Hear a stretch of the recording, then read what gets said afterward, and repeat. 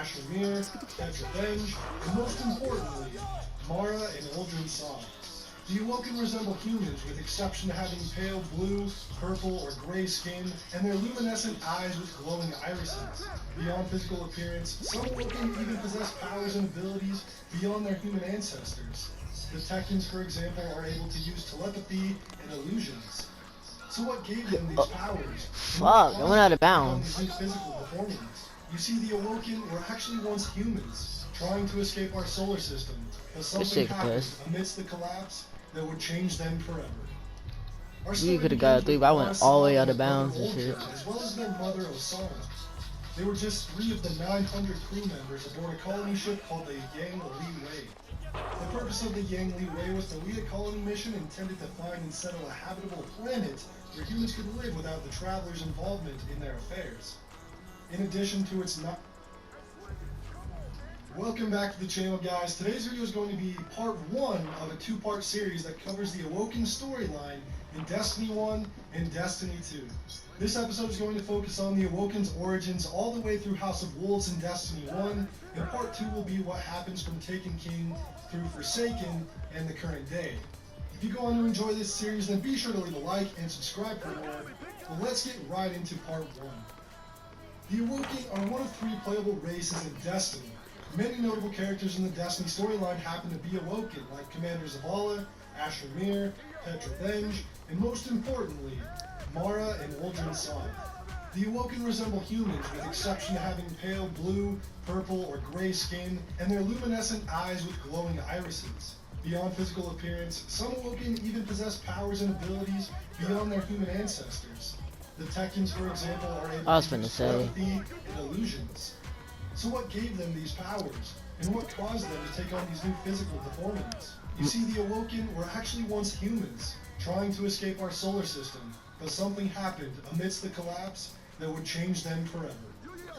Our story begins with Mara Sov and her brother Uldren, as well as their mother Osana. They were just 3 of the 900 crew members aboard a colony ship called the Yang Li Wei. The purpose of the Yang Li Wei was to lead a colony mission intended to find and settle a habitable planet where humans could live without the travelers' involvement in their affairs. In addition to its 900 crew members, the ship carried 40,000 colonists consisting of men, women, and children. As Captain Alice Lee led the Yang Li Wei through space, attempting to flee the solar system, the ship was intercepted and trapped by a vessel of darkness. The darkness had begun to descend on the solar system, leaving the Yang Li Wei and its crew to be caught right in the middle of the collapse of humanity. As the ship was engulfed by the black force of darkness, Captain Lee attempted to gain mercy from the darkness by declaring neutrality between light and dark, siding with neither side. As she did so, the travelers struck out with a beam of light in an attempt to hold the darkness at bay. The energy and intensity between the light and darkness's interaction resulted in the formation of a black hole, which swallowed the Yang Li Wei. Inside this pocket of the universe, the Yang Li Wei remained fully intact. However, its crew and colonists were changed forever. Forged from forces of light and darkness, the crew and its colonists emerged reborn as Awoken. Due to this rebirth, the Awoken would lose part of their memories and their past life as humans, and they would appear to have darkness flowing under their skin. They would form their own society and build upon their new homeworld they called the Distributary. In the Distributary's universe, time flows differently. I didn't mean to see that. Dark Age, thousands of years had passed in the Awoken society, allowing plenty of time to flourish. I did not mean to shoot that shit. Inside the Distributary, Mara Sov was the ruler of the Awoken and her brother Uldren by her side. Eventually, Mara would realize that they were living inside this pocket universe separate from the rest of the solar system, thanks to some bits of radio transmissions they picked up on towards the end of the Dark Age. It was at this time that many Awoken took up residence in the asteroid belt, colonized the reef, and built cities and habitats like the Dreaming City. Others returned to Earth, where their descendants now fight for the city. Earth-born Awoken sometimes venture out to the reef, hoping to learn its secrets, but find no special welcome from the reclusive queen. When Uldren intercepted messages between all the fallen houses and the Tekkens saw them uniting on Earth, Mara realized they were united for an assault on the last city. At first, she believed there was little she could do to prevent the assault, but the House of Wolves then passed through the reef and stopped its series. Their million-strong army would seal the fate of the last city, and Mara was left with a choice: either let them pass or halt them by revealing the Awoken's presence and the extent of their power. Bringing the Awoken fleet to Ceres, Mara was contacted by Varixis, Keleth Wolves, who demanded her surrender and stated he would only take the Awoken's ships if they submitted. Mara responded that she was a noble too, but Varixis claimed that she had no bloodline and no true power. Mara then unleashed the power of the Harbingers about them, Bless you. annihilating more than half of the House of Wolves. Oh, yeah, that's why I'm supposed to text Haley. Ask her if she's supposed to go to that. If she wants to go to that thing. Scatter amongst the asteroid belt, preventing the House of Wolves from reinforcing the Fallen at the Battle of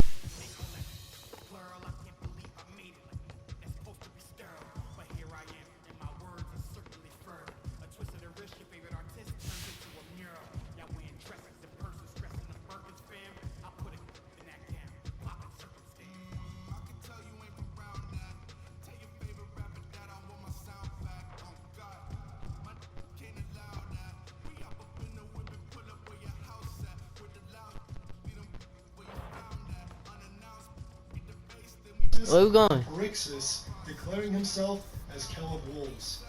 After the many battles, Ordrin's followers, the Crows, made contact with Varix, a former scribe of House Judgment.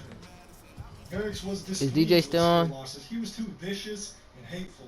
It's also rumored that it was Skolas who I'm docked gonna pull up Varix's with DJ arms, again. making Varix willing to side with the Reef to stop him. During this time, some of the Crows went to Jupiter, perhaps to investigate the Wolves' origins or to meet with the Nine. In either case, the Nine took offense. With most of the lieutenants dead or captured, Skolas planned an attack on the Awoken fortress of Cybele to change the tide of the war. Thanks to Varric's betrayal, however, the Reef knew of this, and so when he arrived, the Awoken were ready with a large fleet to fight him. Defeated in a decisive battle, surrounded on all sides, Skolas was captured and locked away in the Prison of Elders. With most of the Wolf nobility imprisoned in the Prison of Elders, Marasov would again be declared by Varix as the new Keleth Wolves, and advised other Wolf captives to swear allegiance to her. Now this is where we, the Guardian, come into the story.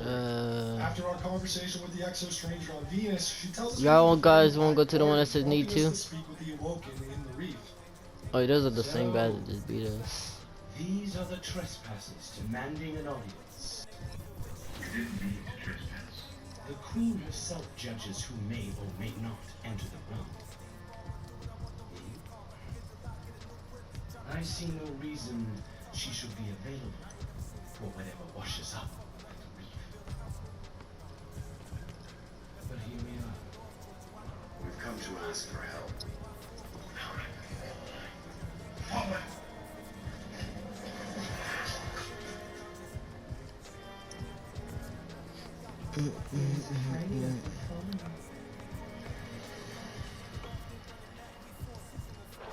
It does not understand these ones are mine.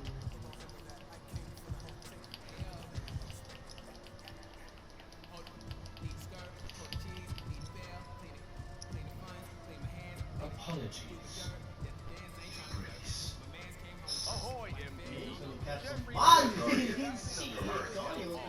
We're searching for the Black Garden. We seek to destroy the darkness at its heart. Y'all wanna come down here? You wanted to This game double with battleground. bottom. Imagine Do you know where it is? it. Everyone knows where it is. Damn, I think these guys about to take it. The hard part is getting in. Can you help us? And why Yeah, they took it. we do that? The Queen requests counsel with her brother. Mara and Aldrin then discuss something in Y'all wanna hop back on that leads when? us to believe they have a secret motive behind what they are about to tell us to do next. We'll make you a key. How's that? All we need is the head of Apex Gateway. Oh, y'all wanna do like Why do you want Effect's head? Oh, we don't.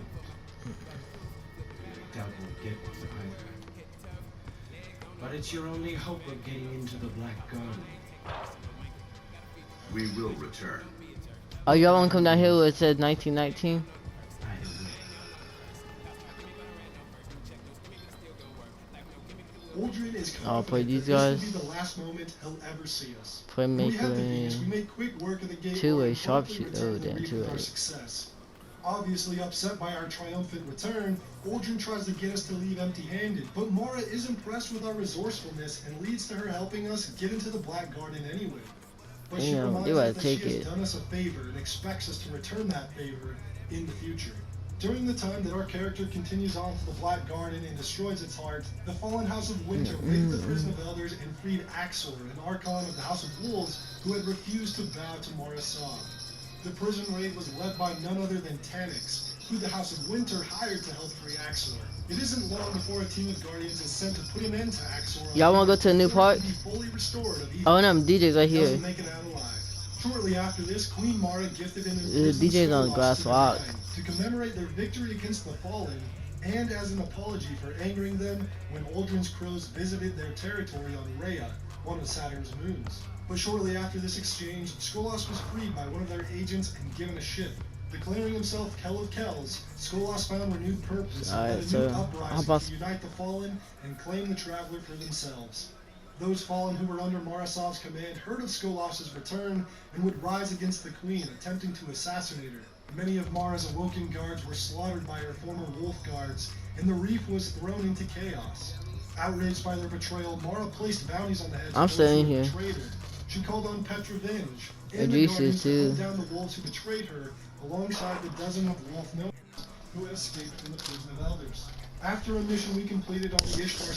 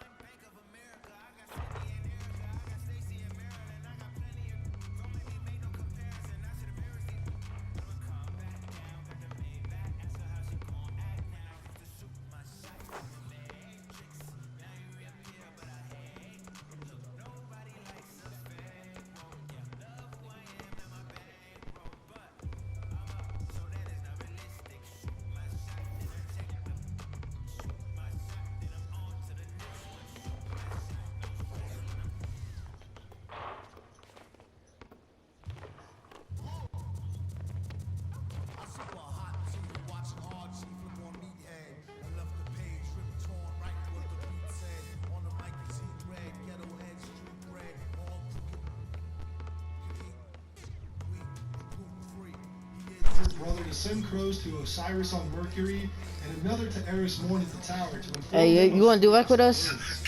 Shortly after sending that message, Mara held a meeting in her throne room attended by Uldren, the Tekans, Squirrel and Celia, Osiris, and Eris. In the meeting, they discussed many things. Most notably, though, was Eris. Eris declared that she cared about one thing: bringing an end to Eric's forsaken king. After a moment of silence, Mara smiled and praised Eris' work.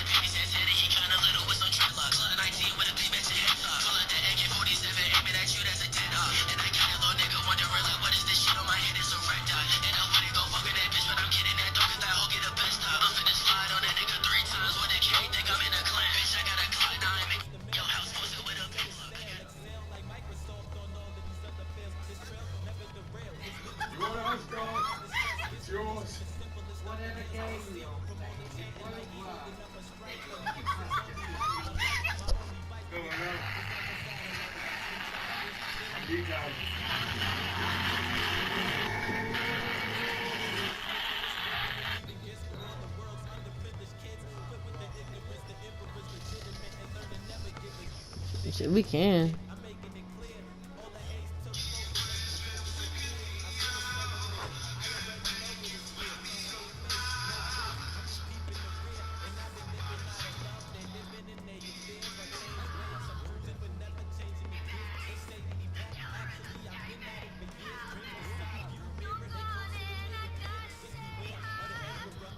A Kentucky Fried Chicken sandwich with real fun, mayo, pickles, and a quarter pound.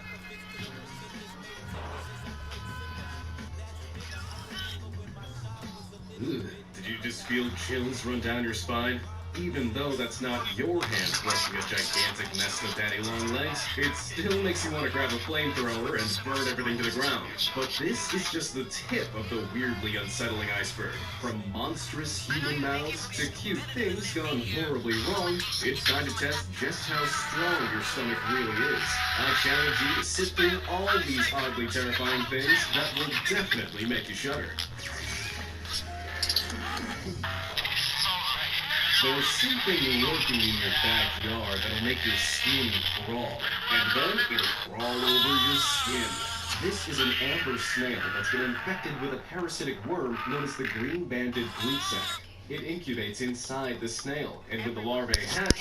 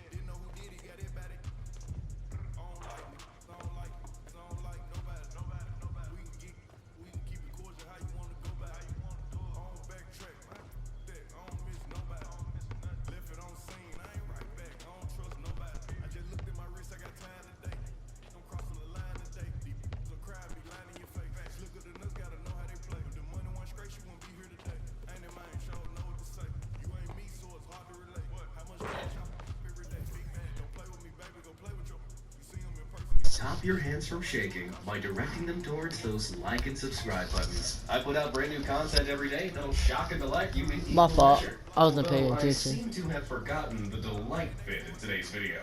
And with that, let's dive back into the wretched world of the oddly terrifying.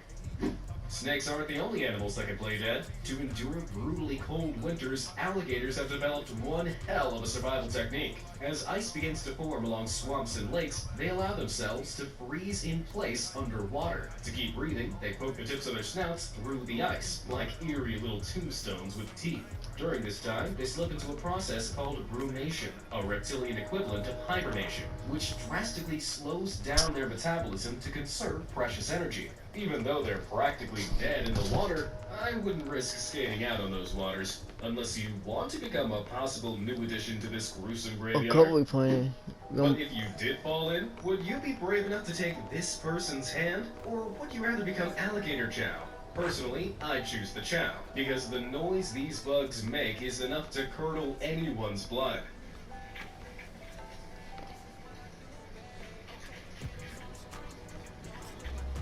These large, crackling carapaces belong to Australia's giant spiny stick insect. But that hand clearly belongs to a complete sadist. The bugs only measure in at a maximum of 5.5 inches long, but the fact that you can hear them moving makes them seem so much bigger. When it comes to bugs, the title of creepiest crawly has to go to cicadas. Not just because of their bulging eyes, or the fact that they're about the size of a human thumb, but because of the way they molt. The eggs of this species hatch into nymphs, which spend an incredible 17 years developing underground before emerging onto the surface. It's at this point that they molt out of their baby exoskeletons, bursting forth to reveal the real horror show hidden beneath. It's hard to tell if that's really a bug or an alien shrimp monster that feeds on the dreams of the innocent. Although if it is a dream-feasting alien, it'll be going hungry, because I don't think I'm ever sleeping. Andres! However, when it comes to the crowning king of monstrous molts, there's only one 8-legged abomination which can come out on top. Arachnophobes, avert your eyes now, because this is the leftover exoskeleton of a molted tarantula. Those ominous hollows are the spaces its legs and body once occupied, before it outgrew this scary skin. Depending on their age, tarantulas will molt from every few months to once a year. During the grisly Oh, that process, was two they easy games contract right their there. abdomens, pushing fluid into their upper body. This buildup of pressure cracks the exoskeleton, allowing the spider to essentially pop its top off and writhe out. Ugh, just watching this makes me feel itchy.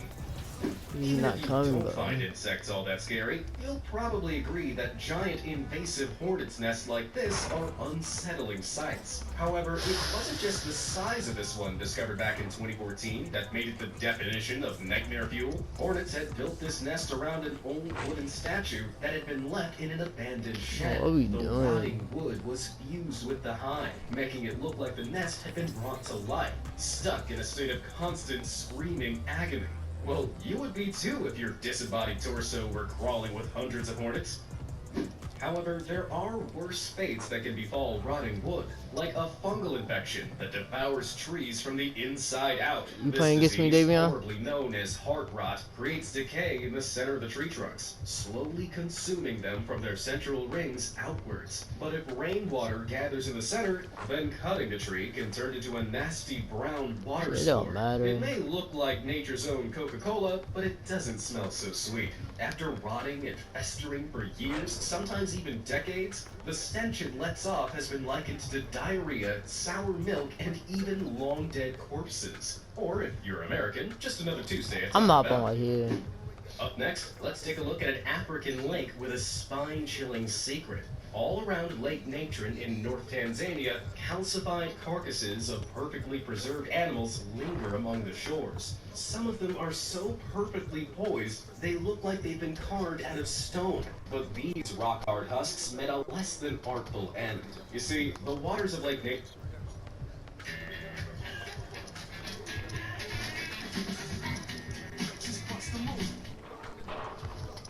are filled to the brim with a chemical salt called natron, hence its name. This makes the water so strongly alkaline that they can strip ink off objects in a matter of seconds, while some animals adapted to the lake's harsh waters aren't so lucky.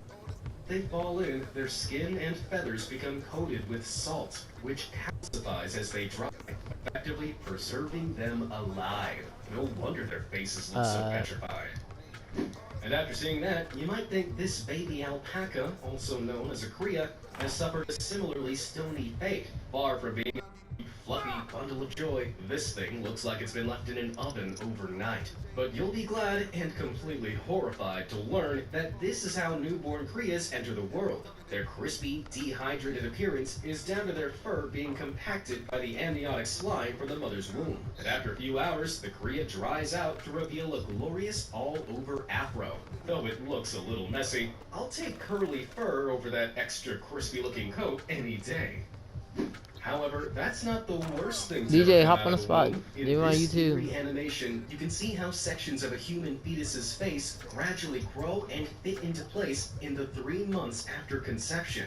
The moving plates of tissue all eventually fuse together at the philtrum, which is the section just above your top lip. While some people call this a miracle, watching this come on. weird, fleshy ballet of plates and tissues fusing together so quickly gives me the heebie-jeebies. Not to mention, there are stages of its development where it doesn't look like a human at all. Like here, where it looks like someone punched a hole in an ugly potato. Or here, where those soon-to-be nostrils look like eyes staring blankly into the depths of your soul. Although it is nice to know that even the most beautiful people on the planet once had faces that'd make you want to scream. On the topic of botched surgeries, this young girl looks like she's been the victim of some serious medical malpractice. However, her bizarre backwards-facing limb is an entirely intentional result. She's undergone a rotationplasty, which is used when a young child needs a section of their leg removed due to bone cancer. Instead of leaving them with a stump, doctors rotate the intact foot and reattach it to the thigh. Although this procedure looks like it was cooked up in Frankenstein's lab, this backwards ankle joint actually starts to function as a knee joint. The nerves in the foot keep providing information to the brain, allowing a better degree of balance with the aid of a specialized prosthesis. Not only that, but the oddly placed foot must help them pull off the most incredible pranks on the planet. Could you imagine how terrified someone would be if you chased after them like this? I bet some rotation-plasty patients can put their Halloween. Think of this.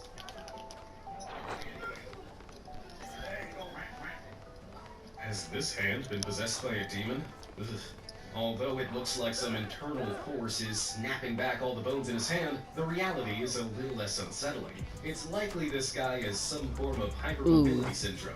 This is where the connective tissues that form ligaments and tendons connecting your muscles to your bone are more elastic than normal. This means they can painlessly overextend certain joints, like those in their hands, arms, and legs. Somehow, this was less scary when there were demons to blame.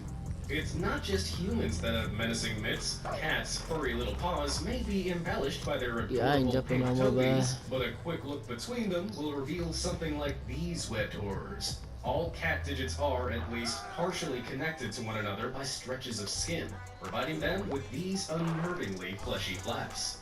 They're so wide that they look like they could serve as suction cups, which would certainly explain how they manage grinding beats like this. However, they have a less worrisome purpose. Before they became domesticated little fur balls, these once fierce felines to help them swim, propelling them around like leathery paddles. Today, they're a fraction of the size they once were, although some long-digited hairless Sphinx cats continue to sport them in horrifying full form, as if looking at a shaved scrotum wasn't bad enough. Speaking of freaky felines, did you know that Hollywood actor Ron Perlman was in the gut-wrenchingly bad Cats movie? Wait, he wasn't? Then how do you explain this abomination? With a strong jaw and small eyes, that fur-covered face looks alarmingly human. While it's easy to think that Mr. Perlman had taken a fancy to this kitten's mother, the cat's breeder offers a less romantic explanation. Tatiana Rastrigueva, a felinologist, selectively breeds Maine Coons, one of the largest breeds of domesticated cat, that have distinctive humanoid features. These freaky little faces look more human than Andrew Lloyd Webber could ever dream. If they're lucky, maybe Andrew will cast them in his next film, under the name Ron Perlman.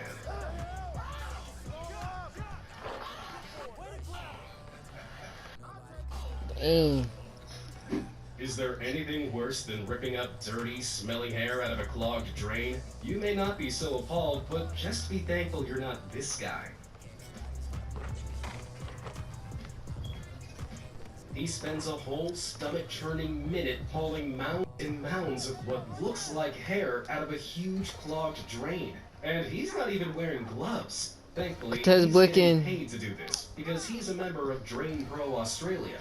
They're a specialist sewer cleaning company, which have posted the exploits of their diligent workers removing endless hair-like plant roots from local sewage systems. And if you ask me, they look way too happy about it. I'm not sure what's more unnerving, the size of those roots or the size of their grins. Speaking of roots, every tooth they'll ever have, but we don't know babies are born as gummy little things, so where are all these teeth hiding? Unlucky for you, I have this horrifying cross-section of a child's skull. Ooh, where all your teeth, and now all your nuts, come from. As children, we only have 20 teeny baby teeth, but as our jaws and mouths get bigger and loose to make room for 32 much larger adult teeth. As you can see, our adult teeth are crammed tightly into our itty-bitty jaws, lurking beneath the gums, waiting for their time to rise. When our teeth do emerge, they're not always perfect pearly whites, as you can see in this skin-crawling image. Sadly, this child has a case of mulberry molars, a tooth bud abnormality associated with congenital syphilis. It occurs when pregnant women transfer the bacterial disease to their babies, and when that poor kid reaches 6 years old, their adult teeth will start to emerge with small, horrifying bumps like those of a mulberry fruit. I can't imagine this kid is going to be a favorite at the tooth fairy. However, there's one dental abnormality the tooth fairy loves that sends chills down the spine of everyone else. Hit me, please hit me. Let me shine. Damn, bitch, fuck you too. In some less severe and gut-churning cases, it's just one or two extra supernumerary teeth that worm their way out of the gums. But in others, my build is valid. The build I made is valid. In every direction. Do you find this unsettling? If you do, I have bad news. Because say some this one. online sadists